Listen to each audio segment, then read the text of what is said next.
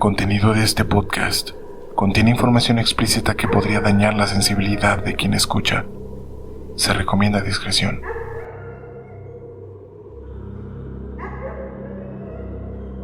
Sean bienvenidos a Rigor Mortis.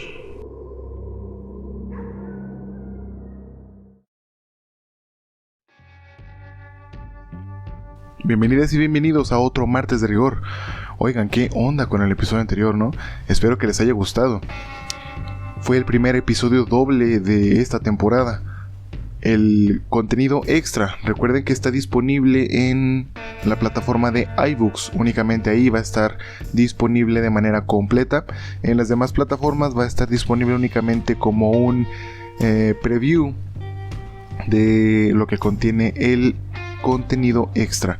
Si quieren accesar es muy fácil, únicamente ingresen a iBooks, busquen el programa como Rigor Mortis, accesan al perfil del programa y en el botón que dice apoyar en color azul dan clic, lo llenan con sus datos y pueden acceder al contenido extra. Si lo hacen yo estaría muy agradecido, se los agradecería eternamente porque se convertirían en los mecenas de este programa y me ayudarían a pagar todas las plataformas que me ayudan a traerles el programa hacia ustedes. Bueno, sin más por el momento, los dejo con el episodio número 7 de la tercera temporada, aquí, en Rigor Mortis.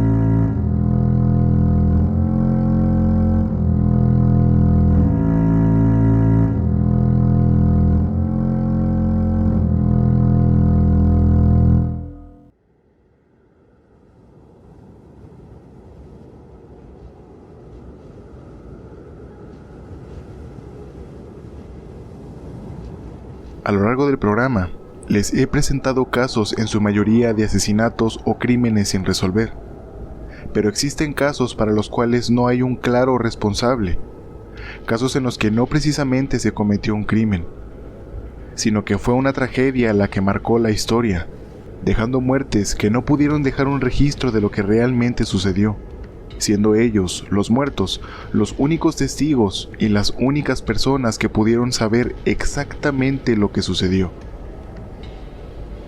Ya tocamos temas de desgracia en la historia de la humanidad, uno muy local en mi ciudad de Guadalajara, con las explosiones que mataron a cientos de personas. Otra con el Holocausto y sus campos de exterminio que asesinaron a miles, tal vez millones de personas. Y es por esos tiempos de la Segunda Guerra Mundial que este caso ocurrió, donde un paisaje de completa masacre pintó de rojo uno de los bosques de Finlandia. En el episodio de esta semana, les presento el misterio de la masacre en Ivalo.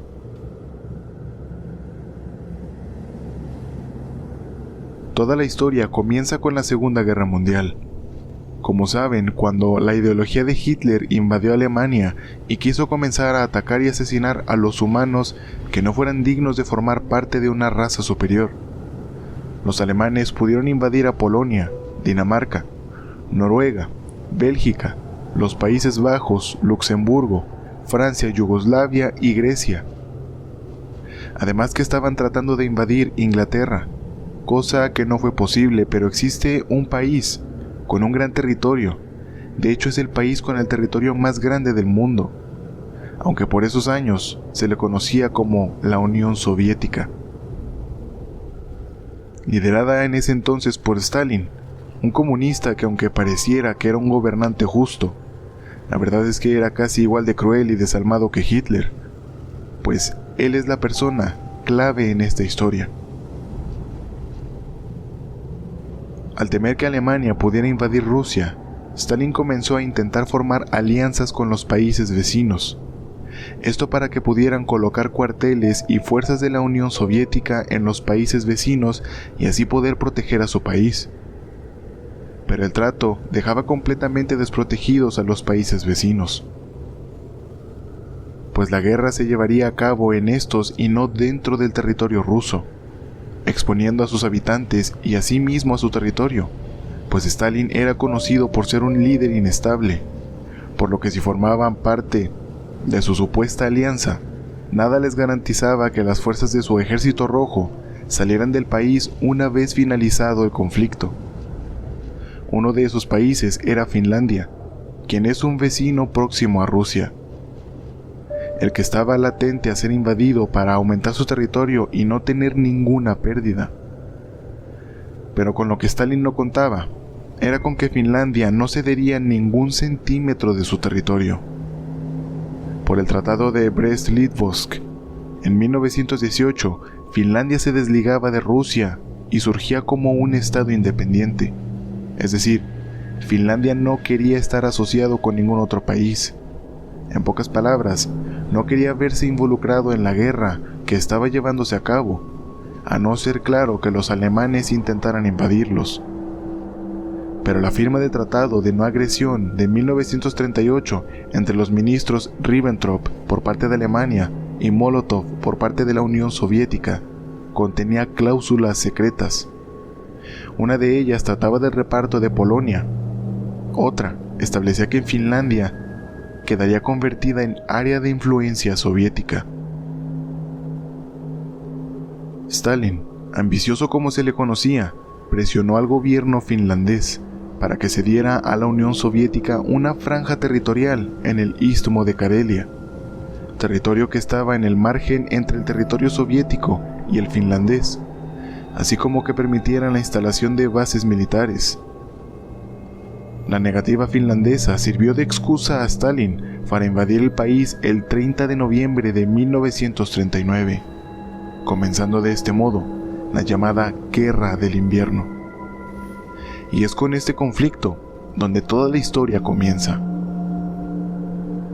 El ejército rojo de este modo comenzó a batirse en los helados campos de batalla de la pequeña nación finesa, contra un reducido pero tenaz ejército local que, ayudados por el invernal clima y la geografía local, les daría muchísimos problemas a los soviéticos.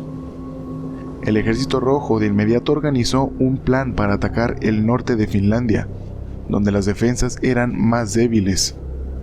El objetivo era tomar el puerto de Petsamo, que les daría a los rusos la llave para tomar la capital de Finlandia, Helsinki. Aunque antes de llegar a Petsamo, los soviéticos primero debían atravesar la zona de Ivalo.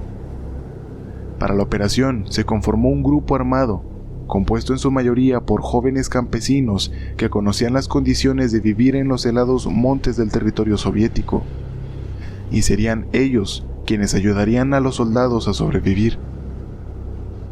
El plan era tomar Petsamo para después avanzar hacia la ciudad de Rovaniemi. Se formó de la misma manera una segunda división de hombres armados que avanzarían hacia Petsamo, pero después irían aún más hacia el sur.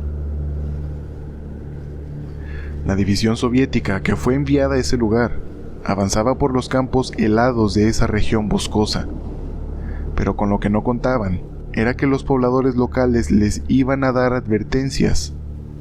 Les dijeron que debían viajar solo por la carretera para llegar lo más rápido posible a pasar la noche en el pueblo de Ivalo o en una zona despejada y expuesta, siendo en extremo enfáticos que de ninguna manera debían acampar en los bosques, porque si no, jamás volverían a ver la luz del sol. El coronel a cargo de la división invasora creyó que el aviso era una especie de guerra psicológica para que los rusos se dirigieran por carretera a una de las tantas y comunes emboscadas finlandesas, por lo que decidió hacer todo lo contrario y condujo a sus hombres justo por en medio de un espeso bosque en la zona de Ivalo para pasar la noche. Los soviéticos esperaban tener una victoria rápida, pues estaban completamente confiados, pero no les fue nada sencillo.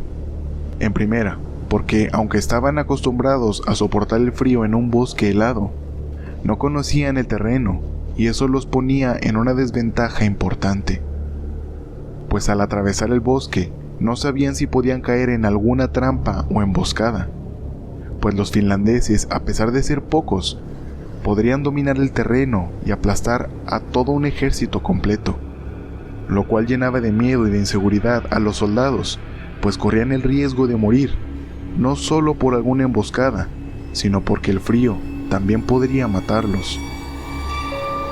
Además que, al pasar justo por en medio del bosque, para evitar la carretera por los cierres que los soldados finlandeses tenían, no pudieron pasar los tanques y los camiones donde tenían sus suministros,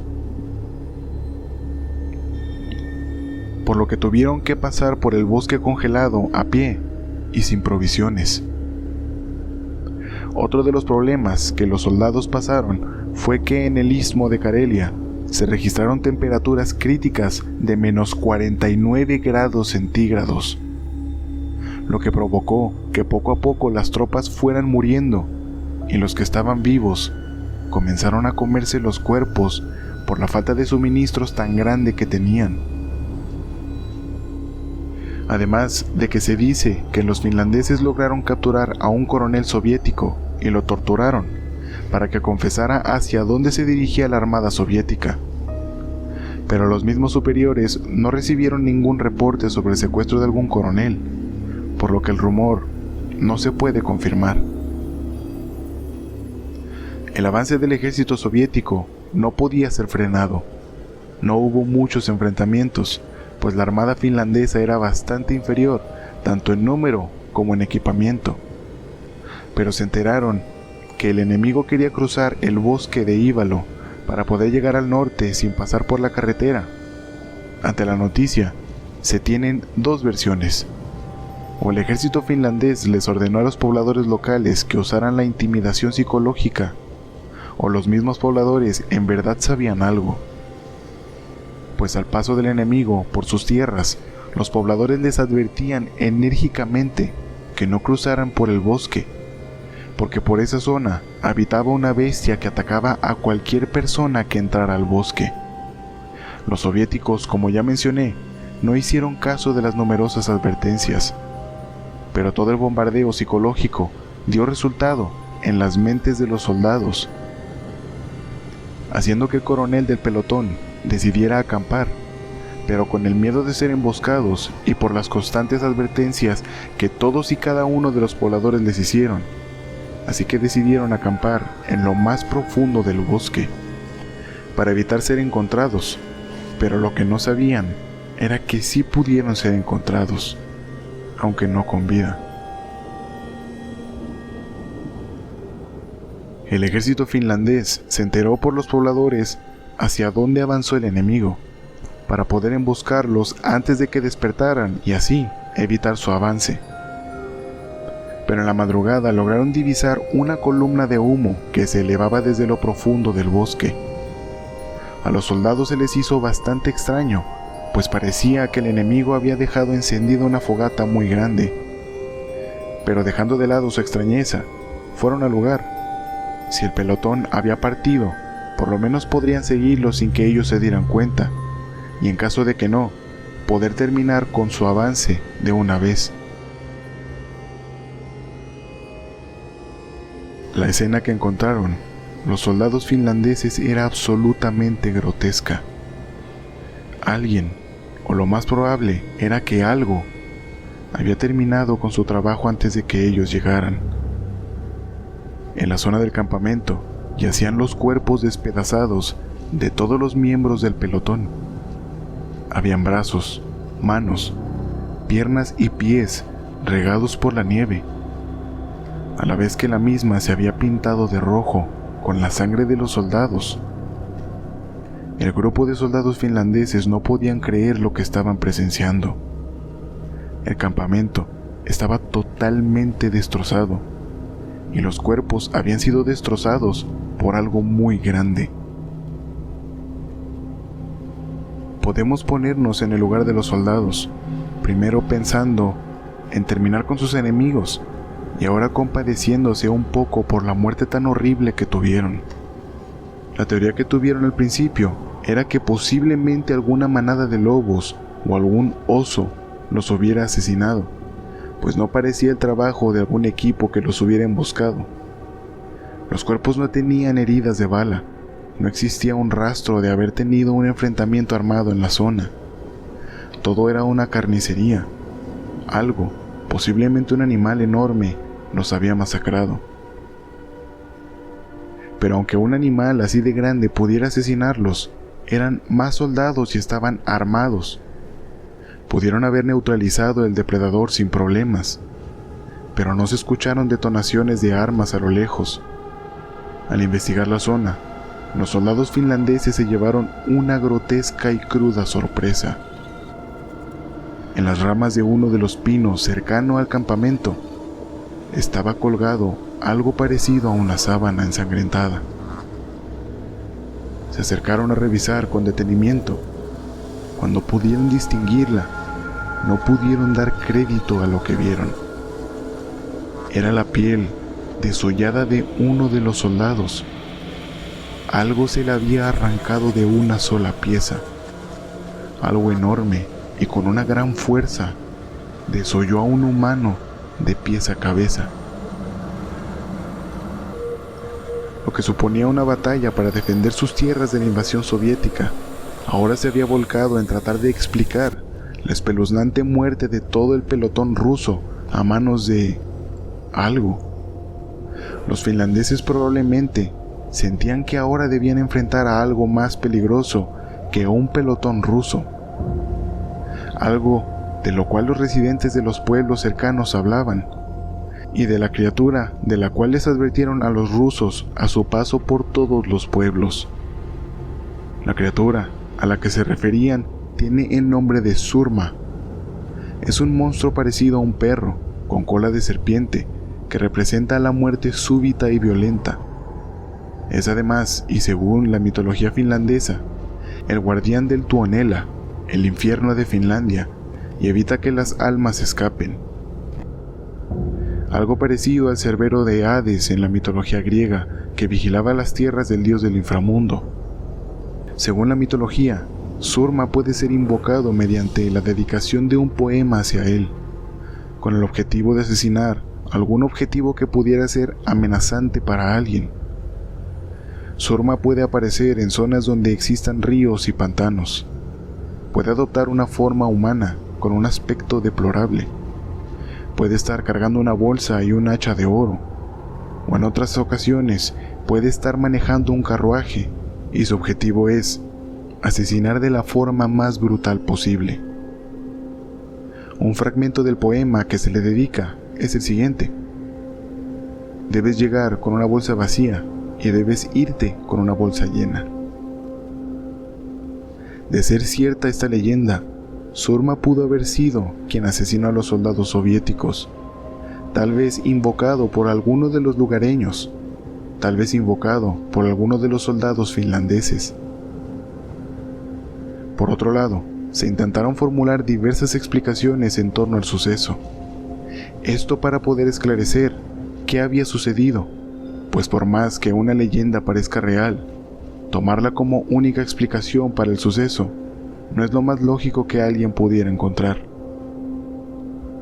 Una de las teorías que tiene mucha lógica es que los finlandeses tienen una división especial de élite que se encarga de emboscar y neutralizar con mucha eficacia los objetivos.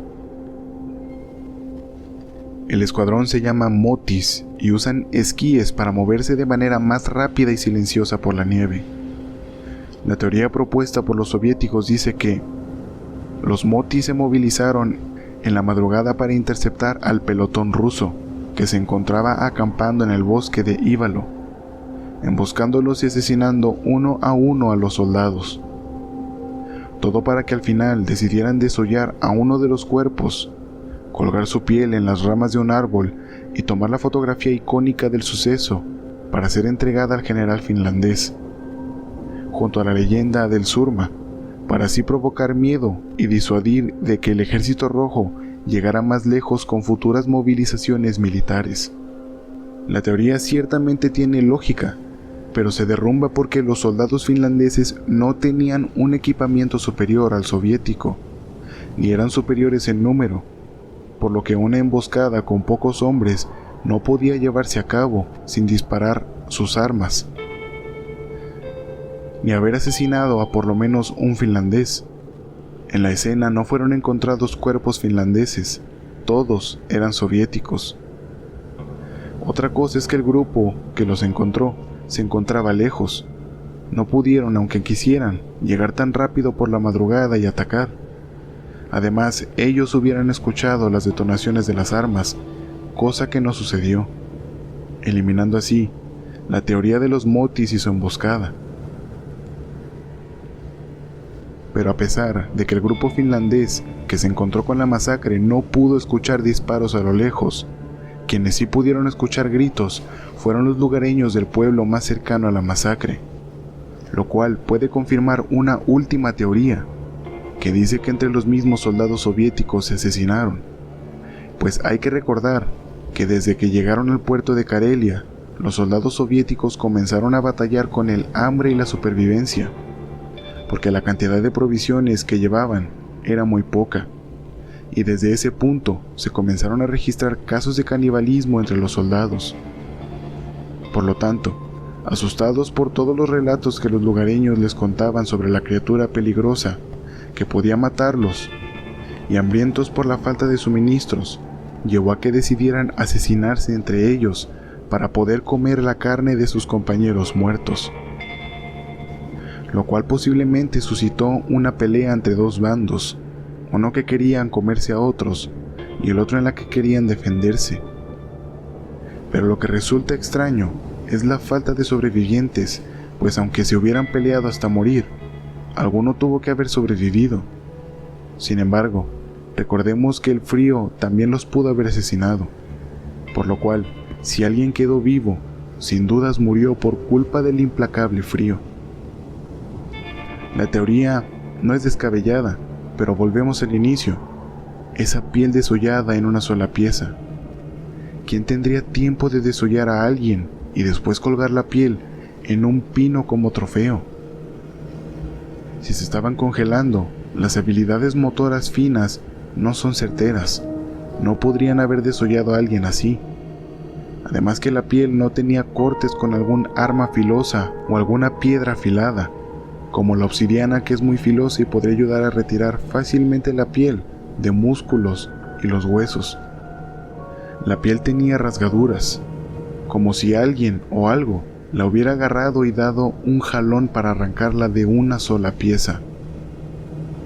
Los cuerpos desmembrados tenían heridas similares, como si les hubieran arrancado las extremidades, además de tener heridas de bala y por arma punzocortante.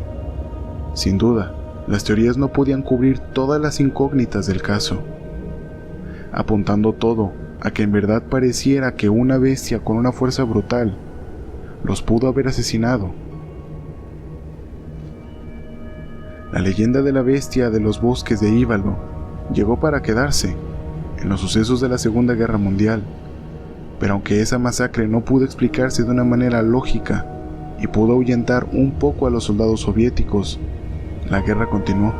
Los finlandeses se esforzaron al máximo por tratar de ganar una guerra que no era posible de ganar, aunque dominaran el terreno de una manera aplastante.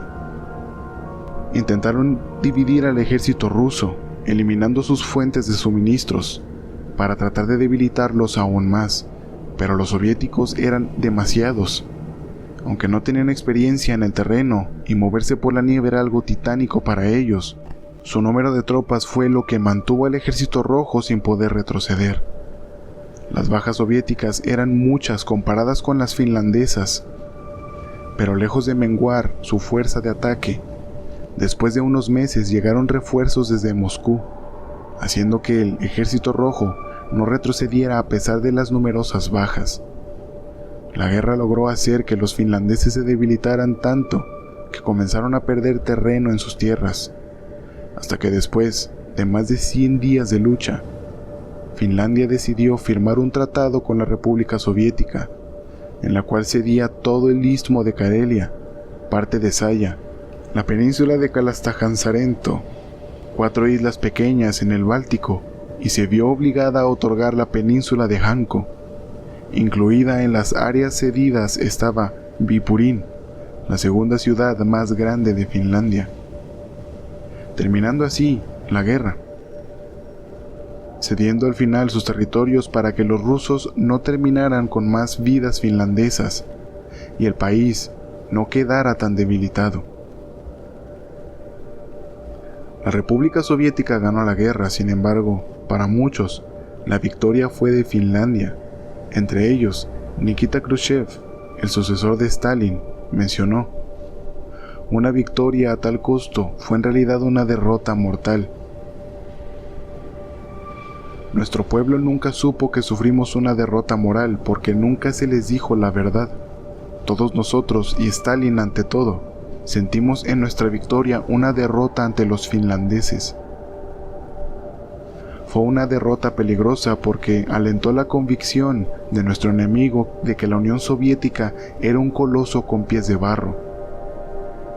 En resumen, nuestra miserable conducta de la campaña finlandesa alentó a Hitler en sus planes para su operación Barbarroja. Esa operación para invadir el oeste de la Unión Soviética y poblarlo con alemanes, lanzada en 1941, confirmó los temores de Stalin, pero no sus cálculos. El camino tomado por los nazis fue el Istmo de Karelia. Los finlandeses, por su lado, a pesar de las pérdidas, celebraron sus logros.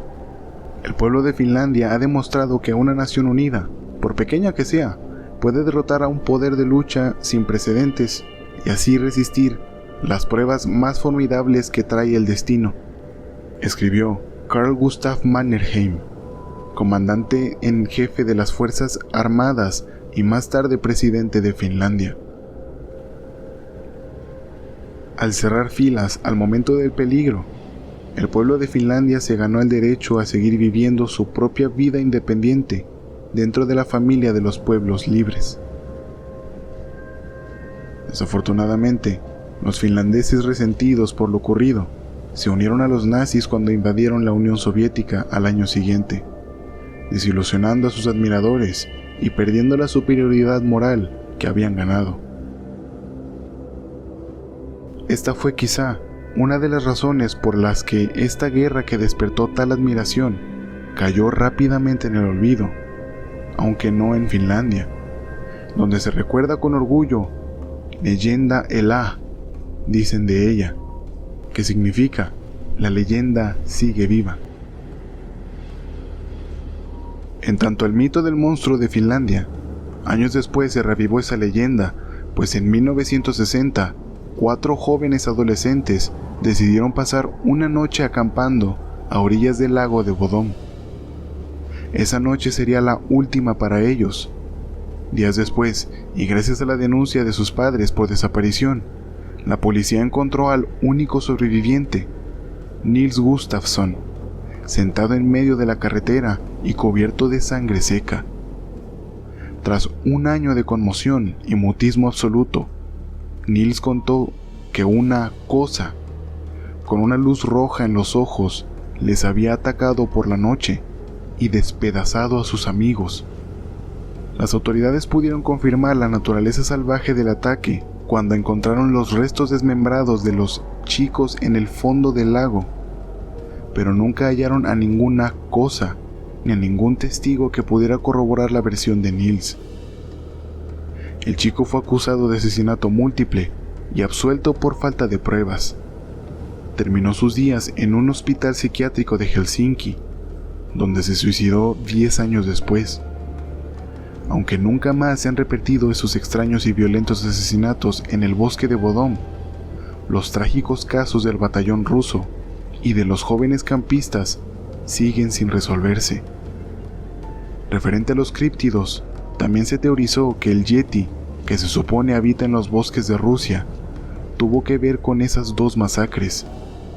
Pero dada la lejanía entre el territorio ruso e Ívalo, no se pudo conectar la teoría y se descartó, pero sin dudas es algo que nos deja pensando, pues en ninguno de los casos se pudo saber qué sucedió con exactitud. Pero lo que más impacto causa es que Nils se suicidara. Esa cosa lo tuvo que haber traumado tanto, al grado de que ni siquiera con ayuda psiquiátrica pudo superarlo. Una clara conexión con el incidente del Paso Dyatlov. Aunque fue en países vecinos, el Paso Dyatlov y Finlandia no están muy cerca que digamos. Pero Eso se lo dejo a ustedes. ¿Qué creen que haya pasado? Si tienen alguna información acerca del caso que no mencioné aquí, no duden en hacérmela saber, ya sea comentando el episodio donde sea donde lo estén escuchando, o por redes sociales. Recuerden seguir al programa en Instagram y en Facebook, donde publico las imágenes de archivo, curiosidades del caso, entre algunas otras cosas. Recuerden que el contenido extra se encuentra exclusivo en iBooks y únicamente para las personas que aporten una aportación voluntaria, que es bastante económica.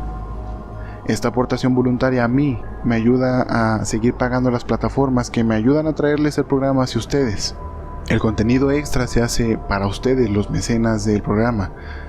Al mes les estaría entregando yo por lo menos 4 episodios extras en un formato un poquito más libre, más relajado, pero de igual manera que trae información interesante. Y además, todas las grabaciones erróneas, todos los bloopers de todos los episodios, ahí los podrán escuchar. Es únicamente un pago de 62 pesos si vives en México. Si vives fuera de México es de $3 al mes. Es bastante económico. Les pido por favor me ayuden, porque últimamente me ha costado un poco más de trabajo pagar estas plataformas para traerles el programa. De igual manera, me ayudas ya bastante escuchándolo y compartiéndolo, pero si quieres ayudar más, bueno, esa es una manera de hacerlo. Gracias por prestarme su tiempo y sus oídos. Yo fui Eduardo Miranda, esto fue Rigor Mortis y ustedes, como siempre, son asombrosos. Hasta la semana que viene. En el próximo episodio de Rigor Mortis. Sigamos con esta línea de tragedias en montañas.